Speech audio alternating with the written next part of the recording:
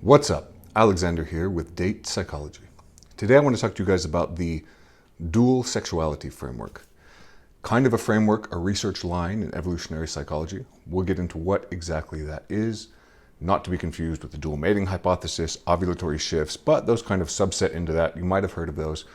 Whatever the case may be, we will get into it and go forward here. So we're going to be looking at this paper here. This is a big review paper on what exactly this is and covering the main points in that paper. Some big names in evolutionary psychology here: Gangstad, Din, Lesko, and Hasselton. So these are the authors. This is the paper. A lot of what I'm going to be saying in this paper is taken from the paper. A lot of the ways I'm going to phrase it, more or less paraphrases, direct quotes from the paper. So if you read the paper, you'll find a lot of the exact same things.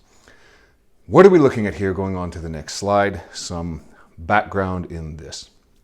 What is estrous sexuality and extended sexuality?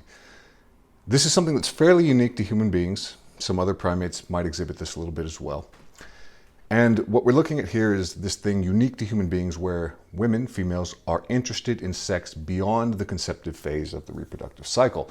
A lot of animals, they're not, right? They only mate when they're reproductive. They go into heat or into estrus, and that's when they have sex, and that's when they conceive, and the rest of the month or whatever period of time it is, they're just not that interested in sex, right? But not the case with human beings. We have sex across the menstrual cycle at any given point in time for recreational purposes, whatever purposes there may be, not just for reproductive or conceptive sex. So given that, we might also suspect that women are going to be responsive to different cues at different periods within the cycle, right? But at the same time, sex is not free of cost. We tend to think of sex as being beneficial reproductively, right? More offspring, survival of the genes. So from an evolutionary point of view, sex is, beneficial, right? Produces or enhances reproductive fitness, but that's not always the case. Sex is not always beneficial. It can impose costs. So there has to be kind of a balancing of these costs with the benefits, right? And because it's not cost-free, we have to ask, what is the function of sex outside of the reproductive cycle? Why have we evolved to enjoy, to have sex, even when it's not conceptive, even when there's no possibility for conception, right? So this is called extended sexuality. Extended sexuality is that period of time outside of the periovulatory phase, or when a woman can conceive, that we still kind of have sex anyway. And we're going to contrast this with estrous sexuality. So this is the dual sexuality that we're talking about here. Estrous sexuality being sex within the periovulatory phase, within that period of time that a woman is able to conceive. So extended sexuality should only evolve if these fitness benefits outweigh the costs, right? Because, thinking of some costs of what sex might be, simply putting yourself in contact with, a member of the opposite sex, if you're a woman, a man, can impose risks. Possibly human beings early, in our ancestral history, spent more time in like multi-male groups, multi-female groups. How did we evolve this dual sexuality where we're interested kind of in sex across the cycle? Well, there's got to be some kind of fitness benefits there, right, that outweigh the costs. And we want to ask, what fitness benefits might ancestral women have gained from this non-reproductive sex? We're going to look into that as we kind of go forward here. So next slide, we'll talk about this dual sexuality a little bit. As I mentioned, pregnancy can be either a cost or a benefit for evolutionary fitness. You can probably think of examples of when it would be a cost, right? For example, prohibiting future conception in a better condition, in a better environment. But pregnancy, again, it only results from conceptive sex. So given that, as we mentioned, sex outside of this periovulatory window needs to result in other benefits beyond just conception, beyond just propagating the genes, so to speak. One hypothesis for this that, used to be a common one was paternity confusion, right? The idea that, okay, you can secure the good genes from, a good gene sire, and at the same time you have this mate over here that's very invested. In this paper, the authors say that's probably unlikely. Why? Because human beings evolved with biparental care and long-term pair bonding. In fact, these things probably evolved concurrently with this extended sexuality, right? The two are kind of linked there. They're kind of enmeshed. The idea that, okay, we're evolving this desire to have sex across the menstrual cycle when it isn't conceptive. with a primary partner who, again, in most cases is who actually produces offspring. So we're looking at, okay, there's probably a role here as far as biparental care, facilitating pair bonding. We'll talk about that a little bit as we go forward. But non-conceptive sex, as I said, can facilitate pair bonding. Conceptive sex and high investment drives selectivity, right? Triggers parental investment theory. We know that women are more selective in choosing a mate, both long-term and short-term, than men are. Men can kind of spray and pray. If a woman gets pregnant, he does not necessarily have to have any burden. There's almost no fitness costs. Not the case for women. If women get pregnant, they have to gestate a baby for 9 months. They have to care for it following that period of time, etc., etc. So you have that. Triggers parental investment theory, this idea, okay, women are going to be much more selective. So they might be much more sensitive to mate choice when they're ovulating as well, or, even during the extended sexuality phase, when women are not ovulating, more selective as far as choosing a long-term investment, right? A mate who will invest long-term. Problem, there's not always a good selection of mates, right? This could be both in the context of investment. There's not always a good selection of mates who act as a long-term partner, and there might not always be a good selection of mates who have, so-called good genes either. So, given that for this framework, women have to choose, their reproductive choices wisely. And what does wisely mean? That, we'll get into that a little bit as well. Varies based on context. Wisely, a choice of good genes, but wisely also a choice of who is going to help provision for that woman, in a sense. Not just as far as, resources, investments, money, or that sort of thing, but as far as like forming a relationship, being there to help raise the child. Remember, biparental care. And because women have to choose wisely, the smartest reproductive choice is not necessarily just to get pregnant whenever one can, just pop out as many babies, right? It can be that the smartest choice is to delay reproduction for a cycle until a better chance comes along. Could be a shift in the environment, could be a better mate, whatever the case may be. So, going on to this, we've said a little bit about this. What is a wise choice? What does that mean? This might not be a conscious choice, which is something important to remember, is that when we talk about evolutionary decisions, what shapes our decisions and behaviors, it's not always something conscious, right? It's not always something that we're just like explicitly aware of, like, oh, I'm going to be a wise chooser, right? And it's not always necessarily wisdom in the context that we might think of it, but rather what is enhancing reproductive fitness. So, good genes of a sire, so choosing a mate that has good genes, choosing a mate that has high investment in the relationship and offspring, biparental care, who can provide resources, right? And also in the case of alloparenting, right? Because we may have evolved from ancestral groups where large groups facilitated the protection, the care, the raising of children, the value of kin networks from the male, right? So a male with a large family who's highly invested has resources versus a male that's kind of like all off on his own, right? And then other things, right? Life history strategies, fast or low life history, that can determine, should I get pregnant now? Should I wait? Should I wait for a better investor? Is that even an option for me? Context-based factors, is there enough food in the environment? Whatever the case may be. So situations, contexts shape what a wise decision is just as much as the traits in the mate that's being selected. Anyway, let's go on now to the next slide. We can contrast this dual sexuality framework with another one called motivational priorities theory. And this starts with a different assumption. That's that conception is always a benefit, right? You get pregnant, you have a baby, it enhances reproductive fitness, and there you go. So what might happen during estrus or during the periovulatory phase in this kind of situation? You might just see an upregulation in desire. You're more likely to get pregnant, so you want to have sex more so that you get pregnant, and that's it. Just boom. Desire goes up. And, we do see that that's something that's commonly reported anecdotally, right? Maybe some of you that are watching women have an experience with this. You get horny when you're ovulating. Okay, but there's more to it than that, right? We would not expect to see kind of a shift in mate preferences or a change in preferences. So the inputs don't matter. If there are inputs, they're totally independent, right? You don't see like, oh, I'm ovulating and I'm hornier, but also I have, kind of this shift in preferences for someone else. Not that there won't be preferences for certain mates over others, but it's simply an upregulation of desire. However, as we said, according to this dual sexuality framework, it's not the case that conception is always a benefit. Okay, an example, reproduction now can impact future reproduction. You reproduce with a low value male, so to speak. Perhaps that limits future reproductive opportunities. You get pregnant now, that's 9 months into the future, you can't get pregnant. You get pregnant now in a situation where there's no food, maybe that infant dies, you've lost a lot of time. This can also hinder the formation of a pair bond, right? You're already kind of bonded to someone else, or, you have a child to take care of. Perhaps other males will not want to invest as much, that kind of a thing. So we should expect that estrus, right, ovulation, this conceptive period, does a little bit more than just upregulate sexual desire, and that seems to kind of be what we see here. So these are kind of contrasting frameworks. Dual sexuality framework versus motivational priorities, which is simply the upregulation of sexual desire. Let's go on now to the next slide. So talking a little bit about this fertility regulation. Kind of touched on this a little bit. What are some things that make women regulate their fertility, their decisions? And again, this is not something that's necessarily conscious, but it might be, unconscious behaviors, adaptive behaviors that evolved.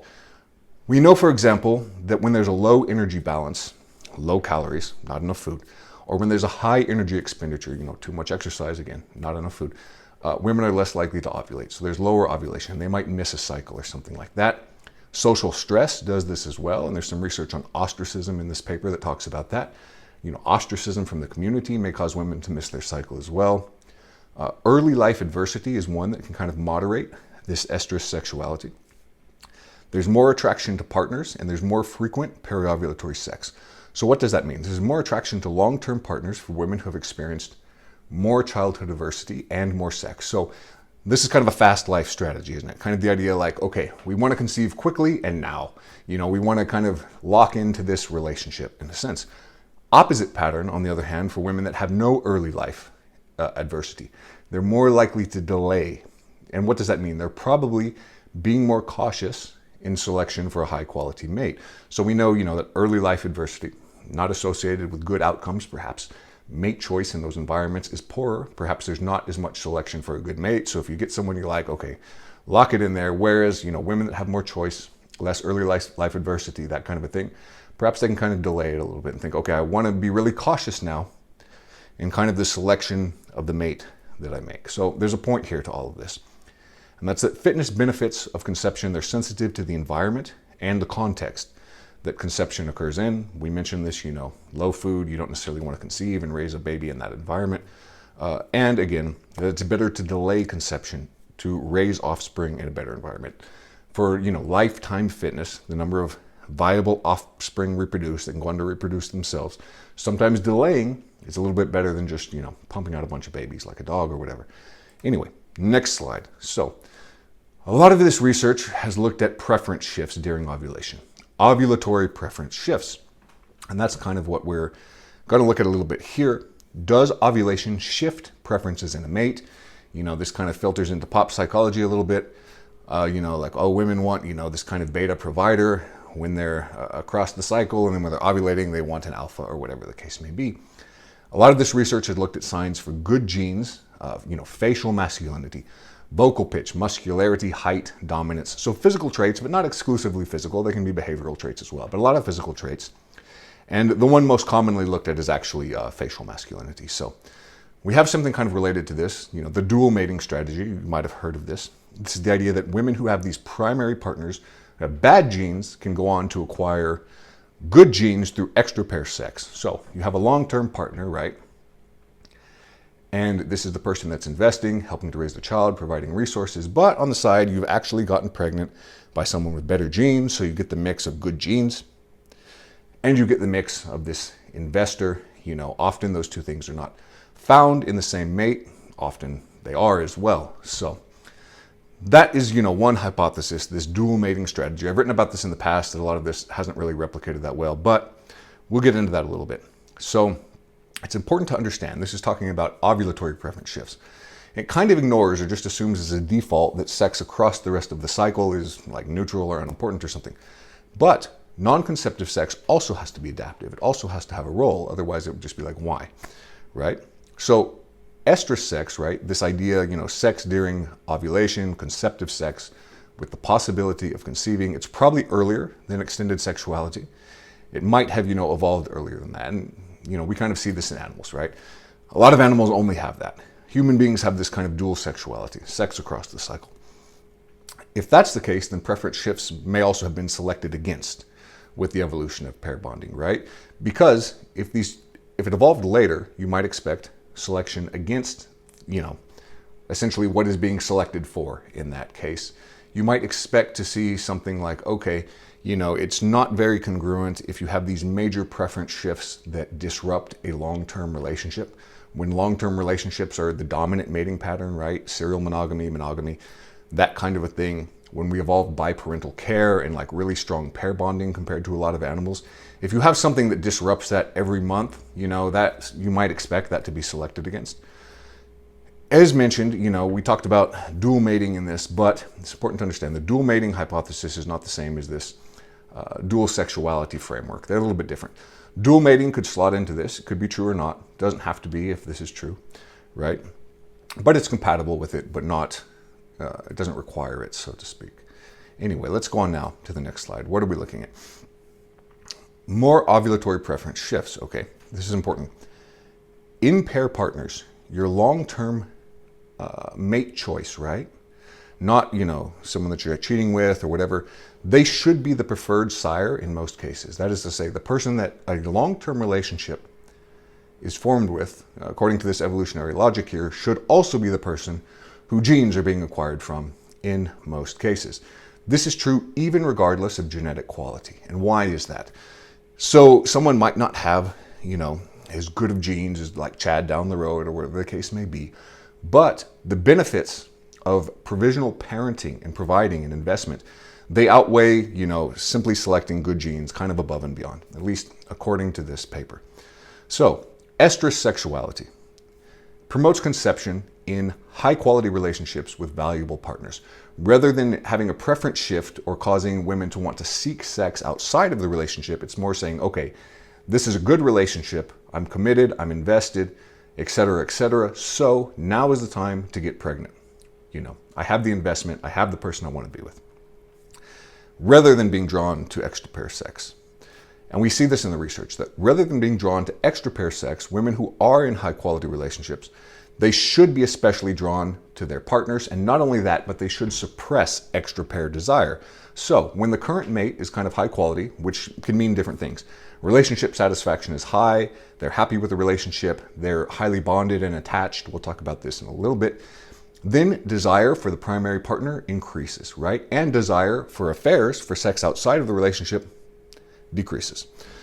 So it's important to understand that estrus is not defined by partner shifts, right? This dual sexuality, this estrous sexuality, or heightened desire, whatever the case may be, during the periovulatory phase. It's not defined by a desire for mates outside of the relationship, nor seeking better genes from extra-pair sex, or whatever the case may be. That's probably a little bit different from, as I said, kind of a lot of these pop psychology takes, you see, manosphere, red pill, or whatever the case may be, where it's like, oh yeah, ovulating means that a woman wants to look outside of the relationship. As soon as she starts to ovulate, now she's interested in other partners. It's not that clear. It's often not the case. It's not really consistent with what we would expect, kind of from the evolutionary rationales behind this, but there are some cases where that may be true. We'll get into that, what those might be, a little bit later. So what has research kind of shown on preference shifts, right? Preference shifts from when I'm not ovulating, I like this kind of guy. When I am ovulating, I like that kind of guy. When I'm not ovulating, I like the beta. When I'm ovulating, I like the alpha, right? These are kind of the preference shifts. When I'm not ovulating, I want someone with low facial masculinity. When I'm ovulating, I want the Giga Chad with really high facial dimorphism, okay? Section in this paper reviewing all of the research. We had originally this Gildersleeves meta-analysis, found very small preference shifts, but consistent, significant results. Then Wood and colleagues followed up, they did a meta-analysis, failed to reject the null hypothesis. So in other words, they didn't find evidence that there were any shifts. Subsequent research following these two meta-analyses, again, more negative findings than positive for preference shifts. So the research has not really replicated well as far as this ovulatory shift hypothesis, right? The idea that preferences shift during the ovulatory phase. Doesn't have to for this dual sexuality framework. It's not something that's required, but again, it's something that slots into it. So we have, again, as I mentioned, most of this past research has looked at facial masculinity. That's what has been studied most. And that's kind of what doesn't replicate as well. A lot of these studies on facial masculinity, do women prefer a more masculine face when they're ovulating? Doesn't seem to be the case, but at the same time, it's probably not the case that, at least according to the authors of this paper, that the true effect is zero, right? There probably is some kind of effect there, but it's probably very small. As far as preference shifts, it's possibly relegated to very specific things or interactions, whatever the case may be. So quotation from this paper, from these authors: early claims were too bullish. Preference shifts appear to be relatively weak overall, limited to specific male traits and or conditional. So that's the state of the research on this. I've written an article on this as well, why it hasn't replicated, all of that. You can go to the website and read it, but that's kind of where the ovulatory shift research stands at the moment. Let's go on now to the next slide. What kind of moderators might we see? Because, in the previous slide we saw it might be limited to certain traits or certain situations. So we have moderators, right? We don't necessarily see big preference shifts in all women across the board. In fact, according to this paper, that's precisely what we probably don't see, that we might see small effects, because for some women there are, shifts, and for other women there are no shifts at all. You average those, you're going to get small effects, right? So some women may never experience this, others might experience a little bit more strongly, so you get small effects across the board. What kind of moderators do we see that actually kind of seem to replicate well, that might actually be well? One is attractiveness, okay? So not masculinity and all of this, but simply facial attractiveness, bodily attractiveness as well, I think. There's better empirical support for attractiveness as a moderator, right? There's been some good studies on this. They've been replicated, that kind of a thing. So we see a Cohen's d of about 4, so about a moderate size effect for the interaction between physical attractiveness and extra pair interest. And that's physical attractiveness of the current partner. So what does that mean? When partners are one standard deviation below average attractiveness, women express more desire for extra pair sex. So when women are in a relationship with a man who's not very attractive, below average, quite a bit, that's when they start, ovulating. They start thinking, oh yeah, I'm more interested in sex with an attractive man. What about when men are attractive in the relationship? No effect at all, okay? When a man is one standard deviation in attractiveness above that, that's when you don't see effect. And I made a video on this paper as well. If you go back, maybe I'll put it up, but it's on there. If you go back and find it, I go into the results more in detail. So we have these moderating shifts, right? But not general preference shifts. Potentially this is the same phenomena, right? They might be weak while moderating the effects of attractiveness, which might be strong. That could be it. So preference shifts, not much, but attractiveness matters. That women could show universal shifts as well is probably kind of inconsistent with the evolutionary literature, right? Like triggers, women being more selective across the board. And why is that? Because if women are making, we talked about wise choices at the beginning. If women need to focus on making a wise choice in long and short-term contexts, how wise is it, that the same traits that women want in one are not found in the other, or that are found in the other are not found in the one? And that's kind of consistent with what we see across the literature as well. We talk a lot about short-term mating preferences, long-term mating preferences. You look at these preferences and it's just a variation in degree. It's rarely like a difference in like what is valued. Basically, the same traits valued in long-term relationships are valued in short-term mates, long-term mates as well. It's just kind of a little bit of a difference in degree, and often it's not even that large. In a lot of the surveys I've run, I've looked at short and long-term mate preferences. I mean, they correlate very highly. If someone's desirable as a short-term, they're desirable as a long-term. If they're desirable as long-term, short-term, yeah. Anyway, let's go on now to the next slide.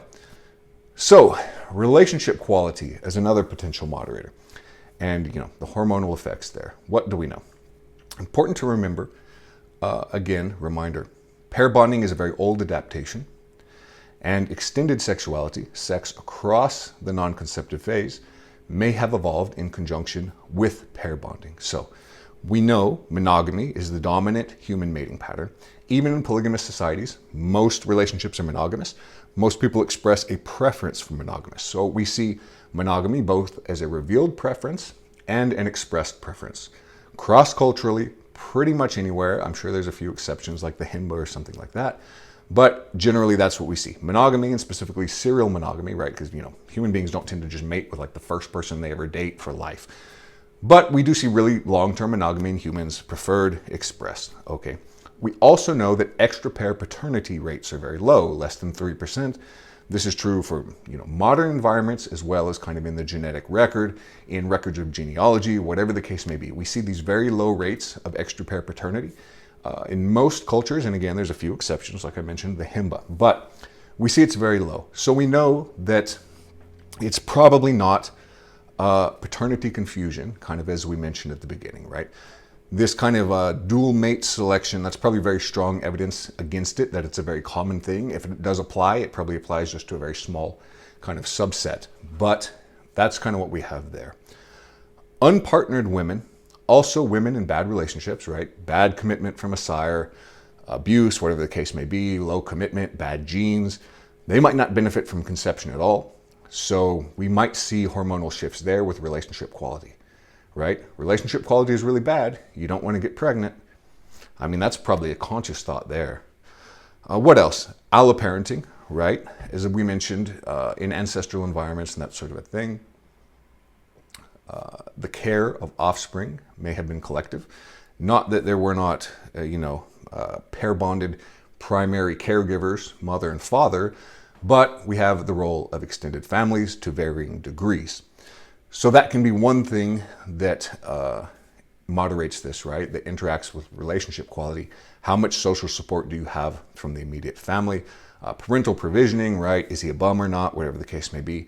And then also important to consider the role of romantic love and attachment, right? It's been argued that these are a special design for long-term pair bonding.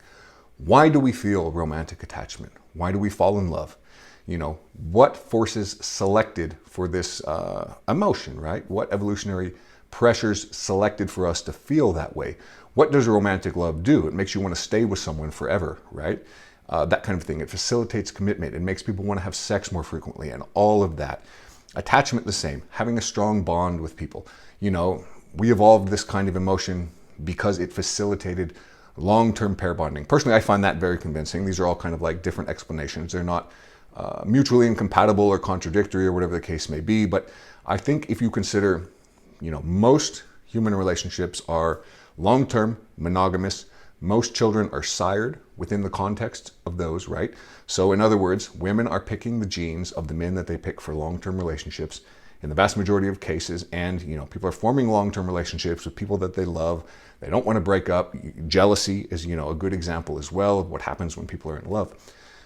I find it pretty convincing. Anyway, next slide going forward.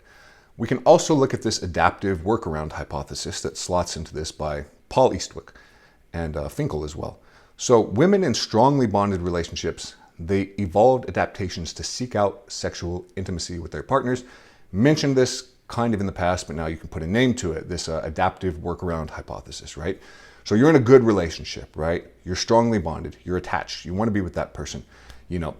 Could estrous sexuality, or in this case, extended sexuality, kind of increase the desire for sex? Why? To facilitate the pair bond, to maintain the pair bond, that kind of a thing. This is supported by some evidence, right? And there hasn't been a ton of research on this yet. But the more strongly bonded or attached the couple is, right, the more in-pair sexual interest that they have during the periovulatory phase, so during the conceptive phase. What else should we expect from something like this? If pair bonding is crucial, right, if pair bonding is kind of a feature of human beings, an important feature, that helps facilitate reproductive fitness, having kids that survive, that kind of a thing, we should expect an effect of ovulation on in-partner sex, right? When women ovulate, they have more desire for their current partner, especially when the relationship is good, especially when they're highly attached. Conversely, if pair bonding is unimportant, we shouldn't experience that, or it should be much lower, right? There's no need to feel that. Basically, pair bonding is not a big deal. It's just socially learned, whatever the case may be. Ovulation shouldn't have any effect on kind of a desire for your current partner. So, take a quick break here. A question for all the women watching this video. I guess, what is your experience with that? In good relationships, during the periovulatory phase, when you're ovulating, do you feel more desire for a partner? Do you want sex with your partner more? In bad relationships, maybe you do have more extra pair interest, or even if you don't have more extra pair interest, maybe you don't feel kind of a heightened desire for your partner. Anyway, leave a comment. I'd be curious to see what kind of experiences women have with that. Next slide. So, what benefits are there to extended sexuality, sex during the non-conceptive phase. Mentioned a few of these. Let's just go over it again. We talked about the benefits of estrous sexuality, the benefits of having sex during a conceptive phase, and perhaps moderation of that, right? But what are the benefits of this non-reproductive sex, so to speak? One hypothesis, as we mentioned, paternity confusion, right? Or, the dual mating hypothesis. But evidence is really weak for that. We went over that. Very low extra-pair paternity rates. Doesn't seem to be the case that the shifts go in that direction during ovulating either. So maybe a better one. And this is called the pair bond extended sexuality hypothesis. They talk about this a little bit more in the paper.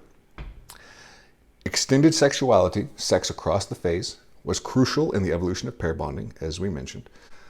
So what does regular sex with a partner do? And we mentioned this kind of in the beginning, and I mean, you can even see this in cross-sectional research as well. Having frequent sex, your relationship is likely to last longer. No frequent sex, more likely to break up. So that's kind of important. The facilitation of pair bonding, maintaining pair bonds, starting new pair bonds, strengthening the bond, that sort of a thing. Potentially the transition from multi-male groups to multi-female groups way, way back in our evolutionary ancestral history. How did that happen? Well, pair bonds let the man and the woman live together and want to live together, form a cooperative union in that case. We also evolved this male parental assistance, right? A lot of animals don't have that. The male impregnates the female and he's gone. Not the case with human beings. Men actually do a great deal as far as investing in children, providing for the child, care of the child, raising the child, protecting the child, that sort of a thing, something we don't see in a lot of animals. This also allows more males to reproduce, not just the dominant males like you might see with the gorilla that just kind of monopolizes all of the females. It also selects for female preferences for males who can provision. And again, we know that that's a desirable trait to women. We see that again across all of the cross-sectional research. Women like a man who can provision and that sort of thing. And that doesn't just mean investment of money or just paying for the things, but like, does he spend time with me? Is he emotionally invested in the relationship? Is he physically there, to protect me and to look out for me? All of these things are provisioning. It's not just like resources, I think, as some people seem to think about it. And we also see this evolution of concealed estrus, right? When a lot of animals are fertile, they go into heat and it's visible. It's very easy to see when they are. That's not the case with human beings. Human beings evolved a concealed estrus. We don't know when women are fertile. And, there's kind of a lot of, again, I guess pop psychology, like, oh, women do this, you can tell, you can tell. Research on this kind of shows men can't tell when a woman is ovulating. If they can, maybe they're lucky or it's a very small effect, whatever the case may be, but it's not like, you're looking at a baboon and you can just see the vulva like swollen up. It's not that obvious. And this also facilitates the evolution of paternal certainty, right? So again, if there's a lot of extra pair sex, promiscuity or whatever, maybe you don't know who the father is, but well, if there's strong pair bonding, then you do. And paternal certainty also kind of reinforces male investment in the relationship. Anyway, next slide here. Strategic elements of extended sexuality. What can we talk about here? So we know, when I say strategic elements, I'm talking about how can this benefit, conception, or not even just conception, because we're talking about extended sexuality. How can this benefit kind of the maintenance of a relationship, mate choice, and mate retention? Okay, we know from some of this research mentioned in this paper, women initiate sex with partners more when they're very invested, but when the perceived partner's investment is not as invested, when there's lagging behind. In other words, a woman is very into the guy. He's very into the relationship and that sort of a thing. The man is not as invested. She's trying to have sex more with him, kind of to hook him, right? This can also foster paternity certainty. Again, if sex is frequent across the relationship with one guy, there's not a lot of time to be leaving and having sex with other people. So facilitation of paternity certainty, bolstering relationship commitment, strengthening that bond there. Some other research found, what's a top reason that women cite for having sex outside of the periovulatory phase? Okay, sex for intimacy was one. So that's kind of, an expressed desire or preference saying, yeah, I want to have sex because I want to be closer to my partner. So supporting kind of the role of bonding here. What else? Kind of as I mentioned, regular sex can help to avoid the loss of a partner. Okay, it's keeping them there, happy and fulfilled or whatever the case may be, can help to strengthen pair bonds that are just beginning. So a new relationship, And we know, that sex, orgasm triggers kind of bonding hormones as well, oxytocin, particularly in women, vasopressin a little bit more in men, that kind of a thing. So we know sex, even cuddling after sex, cuddling after orgasm, those sorts of things are associated with enhanced pair bonding. Okay, extended sexuality can help maintain these bonds, so formation of early bonds, maintenance of bonds across the relationship. What do we know? People who have sex regularly stay together longer, okay? Extended sexuality can also allow unpartnered women to assess potential mates. So interesting one for single women here. If sex always resulted in conception, right, mate selection would be pretty risky. And that might be one reason we see in animals that don't have this concealed estrus or extended sexuality, that they're extremely selective for mates. You might see 10% of males reproduce, as opposed to currently in human society around 70 to 80% of men. So that could be one. It allows women to have sex with a potential mate, assess them, get a little bit close, but still potentially leave before making that grand investment of their own body and calories and time and everything that is pregnancy, okay? Let's go on now to the next slide. We're wrapping it up here. We're coming to the end. So what is dual sexuality? How should we understand this? As I mentioned, it's not any of these specific hypotheses within this framework or that would be consistent with this framework, like the dual mating hypothesis or ovulatory shifts. It's an open framework that simply recognizes, hey, there are conceptive and non-conceptive phases, but the details of what happens in those phases, preference shifts, anything like that, they can be very open. So, if something like ovulatory shifts doesn't really replicate well, which seems to be the case, doesn't really change much about the overall dual sexuality framework, that, hey, we should expect there to be differences in behaviors and that sort of thing during ovulation versus during the rest of the month. Theory modification here, it's pretty open.